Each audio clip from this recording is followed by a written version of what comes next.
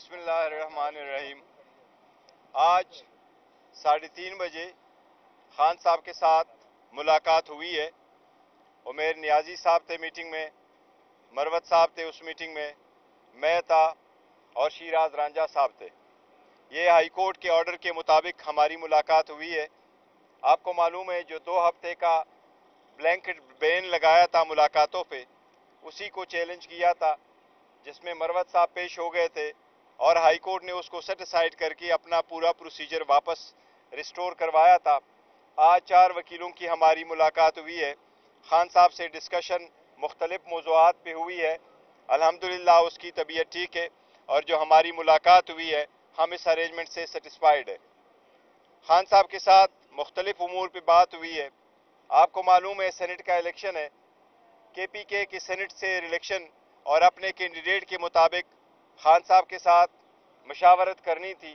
वो मशावरत कंप्लीट हो चुकी है और इंशाअल्लाह ताला आज या कल इंशाअल्लाह ताला हम अपने कैंडिडेट का फॉर्मली अनाउंसमेंट कर लेंगे। खान साहब ने वो नाम मुझे बताए हैं जिनको खान साहब ने फाइनल किया है। उसके साथ साथ खान साहब ने इंस्ट्रक्शन दी है, हम KPK गवर्नमेंट में एक कमेटी बनाएंगे और वो कमेटी में मरवत साहब भी होंगे। उस कमेटी में हम सारे जितने ज़्यादतियाँ हुई है उसको तदारुक के लिए वो कमेटी सिफारिशात वज़ा करेगी।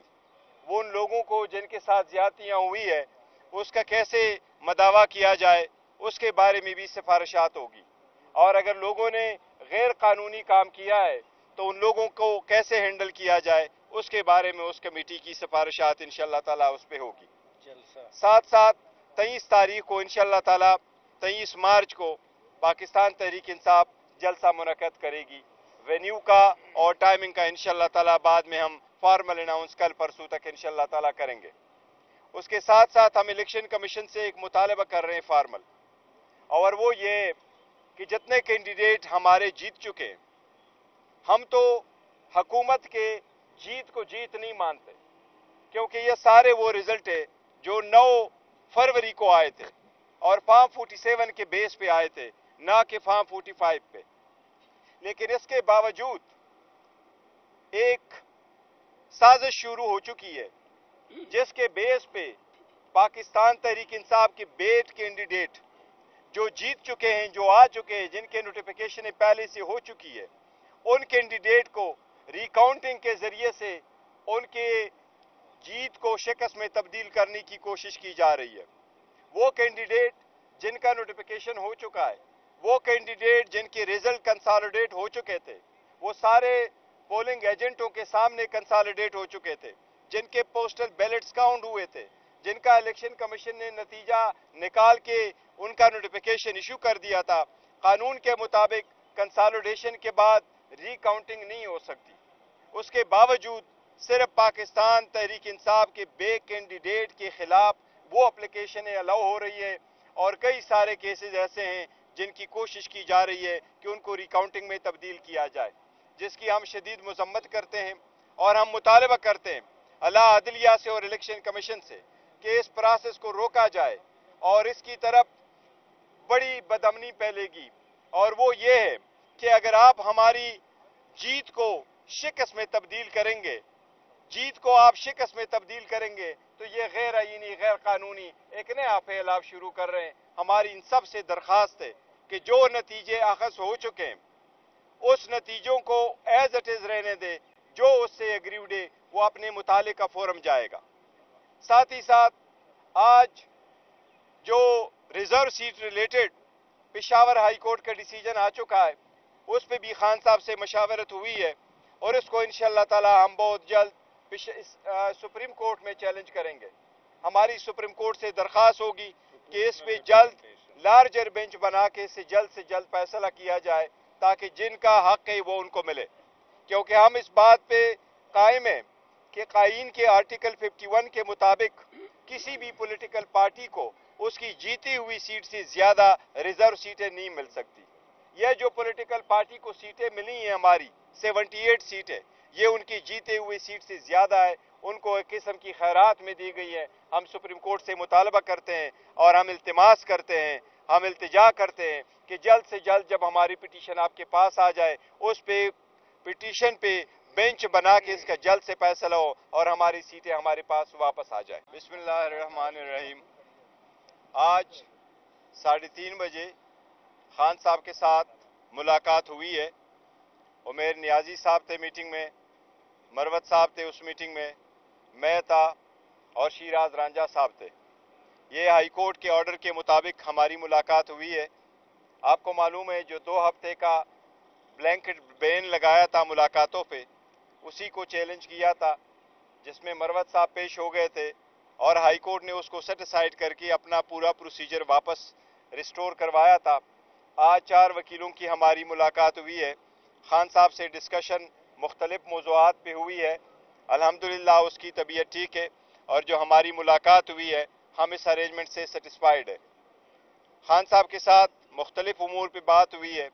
آپ کو معلوم ہے سینٹ کا الیکشن ہے, کے پی کے سینٹ سے الیکشن, اور اپنے کینڈیڈیٹ کے مطابق خان صاحب کے ساتھ مشاورت کرنی تھی. وہ مشاورت کمپلیٹ ہو چکی ہے اور انشاءاللہ تعالی آج یا کل انشاءاللہ تعالی ہم اپنے کینڈیڈیٹ کا فارملی اناؤنسمنٹ کر لیں گے. خان صاحب نے وہ نام مجھے بتائے ہیں جن کو خان صاحب نے فائنل کیا ہے.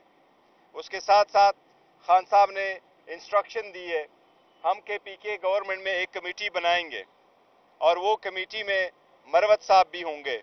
اس کمیٹی میں ہم سارے جتنے زیادتیاں ہوئی ہے اس کو تدارک کے لیے وہ کمیٹی سفارشات وضع کرے گی. وہ ان لوگوں کو جن کے ساتھ زیادتیاں ہوئی ہے اس کا کیسے مداوع کیا جائے اس کے بارے میں بھی سفارشات ہوگی, اور اگر لوگوں نے غیر قانونی کام کیا ہے تو ان لوگوں کو کیسے ہینڈل کیا جائے اس کے بارے میں اس کمیٹی کی سفارشات انشاءاللہ تعالی اس پہ ہوگی. ساتھ ساتھ 23 تاریخ کو انشاءاللہ تعالی 23 مارچ کو پاکستان تحریک انصاف جلسہ منعقد کرے گی.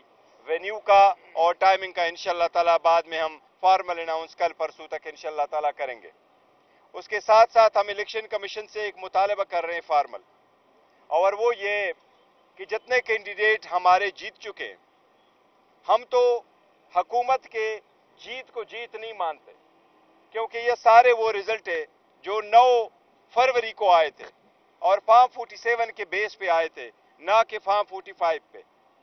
لیکن اس کے باوجود ایک سازش شروع ہو چکی ہے جس کے بیس پہ پاکستان تحریک انصاف کے بیٹ کینڈیڈیٹ جو جیت چکے ہیں, جو آ چکے ہیں, جن کے نوٹیفیکیشن پہلے سے ہو چکی ہے, ان کینڈیڈیٹ کو ریکاؤنٹنگ کے ذریعے سے ان کے جیت کو شکست میں تبدیل کرنے کی کوشش کی جا رہی ہے.